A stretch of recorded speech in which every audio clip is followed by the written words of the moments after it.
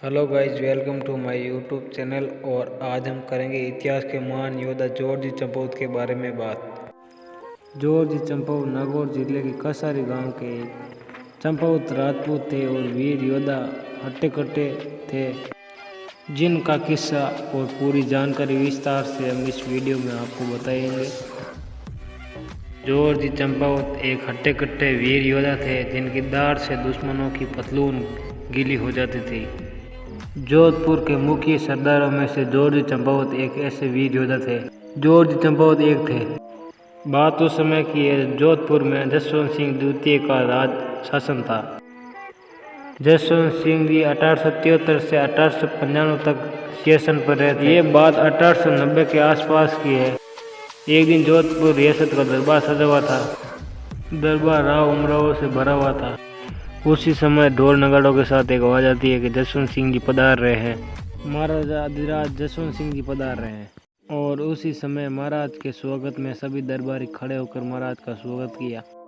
उसी समय महाराज जसवंत सिंह के सामने एक बंदूक लाकर पेश की जाती है, और ये बंदूक महाराज को इंग्लैंड से भेंट आई थी।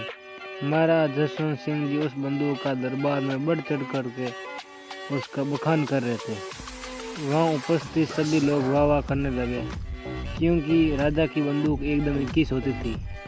उसी समय जॉर्ज जी को चुपचाप देखकर जसवंत सिंह बोले कि ये बंदूक 7 समुद्र पार इंग्लैंड से में भेंट आई है। आप इसके फायर से हाथी जैसे जानवर को एक बार में मार सकते हो। तभी दरबार में जॉर्ज जी खड़े होकर शेर जैसी दाढ़ में जवाब दिया कि हुक्म, घास खाने वाले जानवर को मारना कोई बड़ी बात नहीं है। महाराज जॉर्ज जी की हुंकार से आवाज़ सुनकर फिर बोले, इस बंदूक की एक गोली शेर जैसे जानवर को मार सकती है। जॉर्ज मुस्कुराते हुए उसी अंदाज में कि हुक्म, कोई शेर कोई बड़ी बला नहीं है, उसे मारना कोई बड़ी बात थोड़ी है। जसवंत सिंह जी गुस्सा होते हुए बोले कि आप क्या कहना चाहते हो, आप खुले शब्दों में कहे। इस बात को लेकर जॉर्ज जी और जोधपुर दरबार के बीच कोई आनाकानी हो गई। तभी जोधपुर दरबार के महाराज ने कहा, आप ऐसी वीरता की बड़ी डिंगियाँ हाँकते हो, तो जॉर्ज जी कभी वीरता का परिचय तो दो हमें।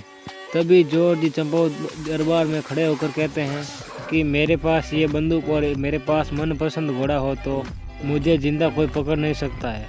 हुक्म मारवाड़ पूरा मेरे पीछे लगा देना। तभी जसवंत सिंह जी जॉर्ज जी को वो बंदूक और मनपसंद घोड़ा दे देते हैं। महाराज बोलते हैं, 3 दिन तुम्हारा और 4था दिन मेरा। ये बात सुनते जॉर्ज जी वहाँ से दरबार से निकल गए। जॉर्ज जी ने मारवाड़ में अमीरों के यहाँ बड़े बड़े डाका डालना शुरू कर दिए और लूटा हुआ धन गरीबों में बांट देते। और इस प्रकार जॉर्ज चंपावत ने जोधपुर दरबार के नाक में दम कर रखा। जोधपुर की फौज ने जॉर्ज चंपावत को पकड़ने के लिए पूरी दम लगा दिया था, पर जॉर्ज जी को पकड़ नहीं सके।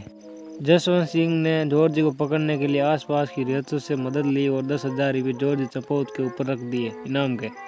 लेकिन उसके बाद भी जॉर्ज चंपावत हाथ नहीं आई। इस प्रकार ये पंक्ति इसलिए फेमस है कि तुम्हारी चलने की चाल किसी में नहीं आती और 52 रजवाड़ों की फौज भी तुम्हें नहीं पकड़ पाई।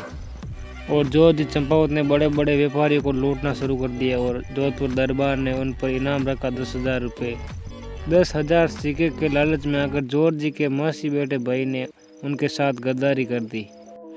खाने के बाद सो गए और वहाँ से उसके मौसी बेटे भाई ने वहाँ से बंदूक हटवा दी और घोड़े को गढ़ से बाहर निकलवा दिया। जॉर्ज चंपावत अपने पास बंदूक ना पाकर ये सारी घटना समझ जाते हैं, पूरी कहानी समझ जाते हैं कि उनके साथ धोखा हुआ है। जॉर्ज चंपावत शेर जैसी गर्जना करते हुए बाहर निकले नंगी तलवार लेकर। तभी खेरवा के सैनिकों ने उन्हें चारों ओर से घेर लिया, पर जॉर्ज ने वीरता से उनका मुकाबला किया और दुश्मनों को खात्मा किया।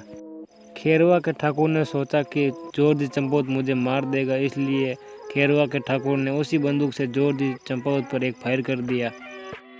गोली लगने पर शेर जैसी दाढ़ के साथ जॉर्ज चंपावत खेरवा के ठाकुर पर टूट पड़े और एक ही वार में खेरवा के ठाकुर को मौत के घाट उतार दिया। अंतिम समय में भी जॉर्ज चंपावत ने अपने खून का पिंड दान करके दान किया और स्वर्गवास को सिधार गए। ये बात जब जसवंत सिंह को पता चलती है तो जसवंत सिंह जी बहुत दुखी होते हैं अपनी बात से। जॉर्ज जी हमेशा अपने से बड़े दुश्मन से पंगा लेते थे। जॉर्ज जी ने कभी गरीब और बेसहारे को कभी परेशान नहीं किया और जॉर्ज चंपावत जोधपुर दरबार के स्वामी भक्तों में से एक सरदार थे। ऐसे वीर योद्धाओं की कहानियों को होली के समय फागुन में गाया जाता है। ऐसे थे हमारे वीर मान जॉर्ज चंपावत।